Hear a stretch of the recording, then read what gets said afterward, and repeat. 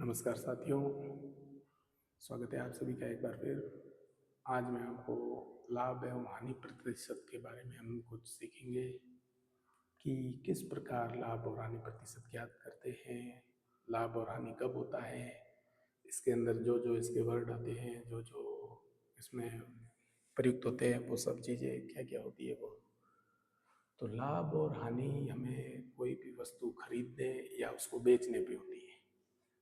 ठीक है, तो लाभ और हानि का जो सिंपल कॉन्सेप्ट है कि अगर आप कम रुपए में खरीद के कोई वस्तु ज़्यादा में बेच रहे हो तो आपको लाभ होगा।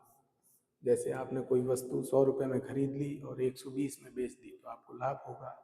और वही वस्तु अगर आपने 100 रुपये में खरीद के 90 रुपये में बेच दी तो आपको हानि होगी।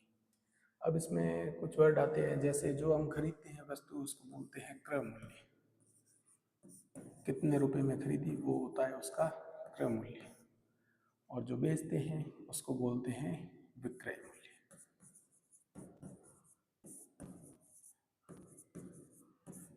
क्रय मूल्य होता है खरीदने का और विक्रय मूल्य होता है बेचना।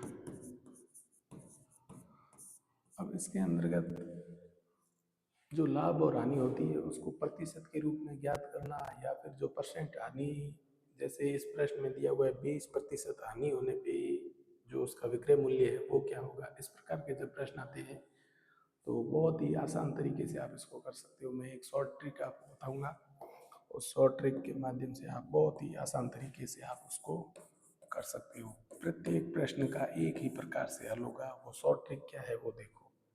तो इसमें साथियों आपको कुछ नहीं करना है, सिर्फ दो चीज़ें ध्यान में रखती है। एक साइड आपको रखना है प्रतिशत और दूसरी तरफ बराबर के दूसरी तरफ आपको रखना है मूल्य।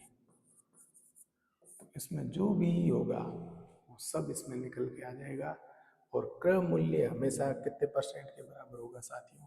100% के बराबर। वो हमेशा ध्यान रखना कि क्रय मूल्य जो है वस्तु का वो हमेशा 100% होगा। जैसे यहाँ पे कोई वस्तु थी, वो कितने की थी? 600 रुपये में खरीदी। तो जो वस्तु खरीदी उसका 100% कितना है? 600।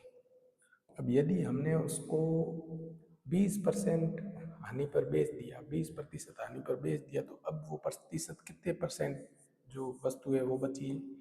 तो 20% हानि हुई, मतलब वो कम हो गया। तो 100 में से 20 कितने कम हो गए? 80%। 80% के लिए उस वस्तु का मान क्या होगा वो निकालना है। तो ये इस प्रकार से कोई भी प्रश्न आप कर सकते हो।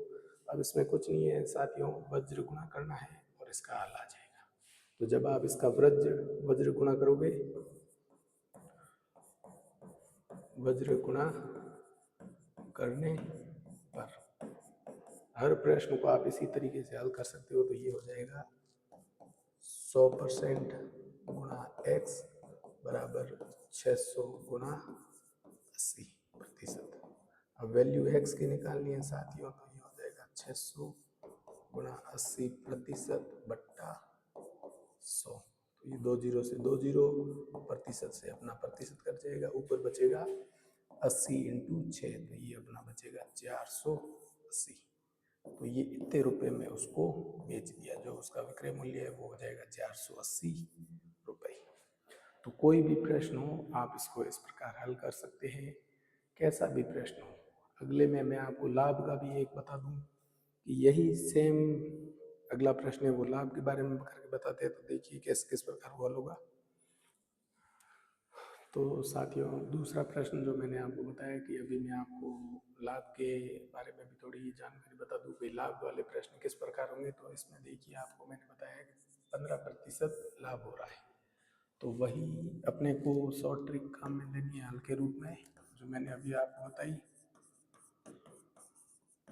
कि एक साइड आपको रखना है परसेंट। और परसेंट 100% कौन सा होगा? जिस मूल्य पे वस्तु को खरीदा है। 100% हमेशा क्रय मूल्य के। तो क्रय मूल्य कितना दिया हुआ है इस बार भी? 600 रुपये। अब परसेंट के नीचे परसेंट ही लिखना है। तो प्रतिशत इस बार देखिए 15% लाभ हो रहा है, मतलब 15% वो लाभ कमा रहा है। तो इस बार जो वस्तु होगी वो कितने परसेंट पे जाएगी? 115% पे। अब वो बिकेगी कितने में वो हमें पता नहीं है, तो उसको आप x मान लीजिए। फिर से वही वज्र गुणा तो इसमें जब हमने इसको वज्र गुणा किया तो हो जाएगा 100% गुणा x बराबर 600 गुणा 115%। वैल्यू x की निकालनी है तो 600 गुणा 115%, और ये इधर गुणा में है, उस तरफ जाते ही बराबर के उस तरफ जाते ही साथियों किसमें जाएगा, भाग में। तो यहाँ पे परसेंट से परसेंट कट गया, 2 जीरो से 2 जीरो। जब आपने इसका हल निकाला तो आपको मिलेगा 30 तो जो कितना मिलेगा 690 रुपये। तो वह वस्तु 15% लाभ के ऊपर जब बेची गई तो कितने रुपए में बिकी, 690 रुपये। इसका हो गया विक्रय मूल्य। तो साथियों मैंने जो आपको ये ट्रिक बताई है शॉर्ट, ये हर प्रश्न में काम आएगी, चाहे कैसा भी प्रश्न हो। जो चीज़ें आपको दी हुई है उसको आपको लिखना है। 100% हमेशा होगा क्रय मूल्य का, और उसके सामने क्रय मूल्य की राशि, उसको आपको हमेशा 100% मानना है। बाकी जो भी लाभ और हानि है उसको नीचे लिख के और वज्र गुणा करके आप इसमें कर सकते हो, वज्र गुणा के माध्यम से। तो इस प्रकार ये प्रत्येक प्रश्न इसका हल हो जाएगा। अगर वीडियो पसंद आया तो लाइक और सब्सक्राइब जरूर करें।